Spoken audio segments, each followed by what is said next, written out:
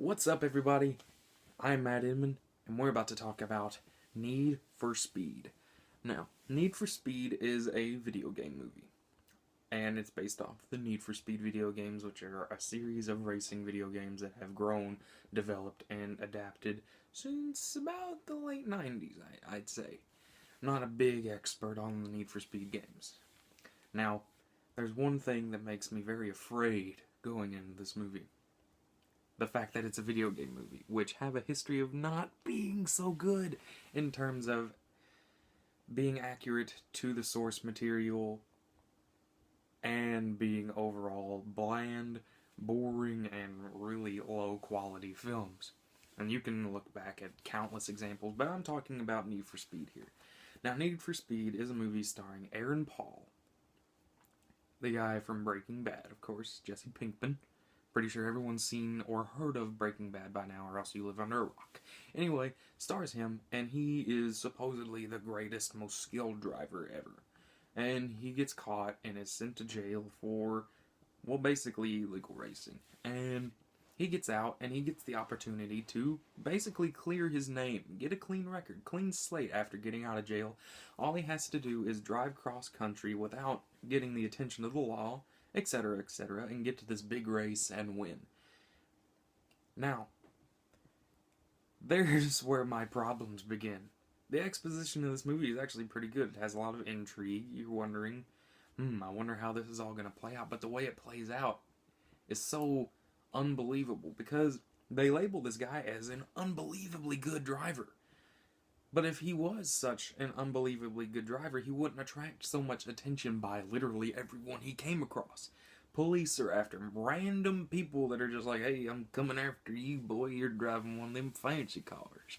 And they just start driving, and they're basically jalopy-like cars, and they're catching up to him. And we're supposed to believe that he's the best driver in the world whenever these cars with random people that we don't know, and they don't have that reputation, or at least we don't think so, are catching up to him, etc., etc., and there's a lot of over-the-top getaway scenes, chase scenes, if you will, which are fun to watch, but you have to suspend your beliefs a lot.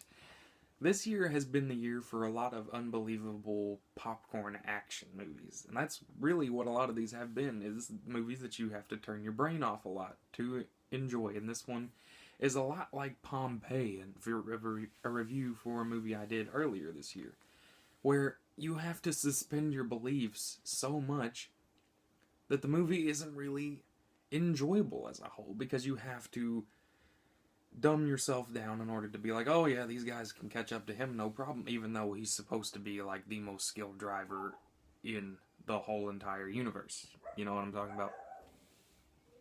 So I can't really say that I'd recommend this movie. I think the movie has a whole lot of potential to be something great, but that potential wasn't carried out. I do have to give the movie props for some really cool chase sequences. The race at the end was a little bit of a letdown.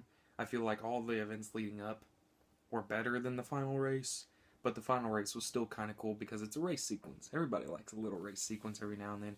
Aaron Paul was okay in his performance. I mean, it wasn't anything that anybody will be buzzing about or anything, but it carried the movie, if you will.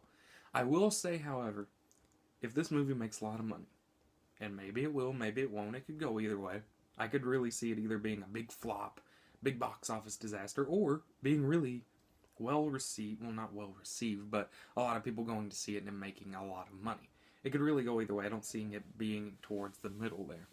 But if it makes a lot of money, I do see potential for a good franchise. I feel like they can build off of their mistakes that they made in this movie and make it a little more interesting and make the stakes a little higher. Then you can have yourself a pretty interesting movie. Overall, I'm going to give Need for Speed a 6 out of 10, just being a little generous there. Maybe on a bad day I would have gave it a 5. I feel like there's some fun to be had, but like I said, you have to suspend your disbelief so much that it's not really all that fun when you get to thinking about it. Anyway, that's my review. What did you think of Need for Speed? Put your opinion in the comments section, and also, don't forget to give me a like and a subscribe. I would appreciate it. Thank you all so much. I'm Matt Inman, and I am signing off.